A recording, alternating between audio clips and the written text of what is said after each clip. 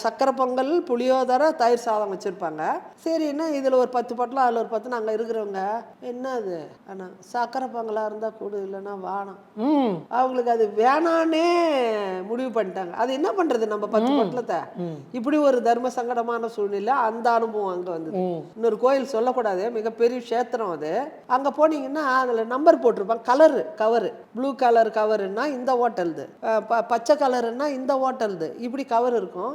அதை நீங்கள் வாங்கிட்டு வந்து அந்த இருக்கிற எல்லாத்தையும் வாங்கிப்பாங்க. இது இந்த ஹோட்டல் தான் கொண்டு அவங்க கிட்ட கொடுத்துருவாங்க. இது நீங்கள் 10 ரூபா கொடுத்து வாங்கின போட்டோ திரும்ப திரும்ப திரும்ப திரும்ப அது நம்மகிட்ட கொடுப்பாங்க. நம்ம வாங்கி அவங்ககிட்ட கொடுப்போம்.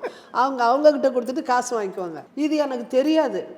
எல்லாரும் வாங்கி கொடுக்குறாங்க. பார்த்தீங்கன்னா இவ்வளோ பொட்டலம் இருக்கும். இது ஒரு தொழிலாகவே நடக்குது அங்கே பார்த்தா.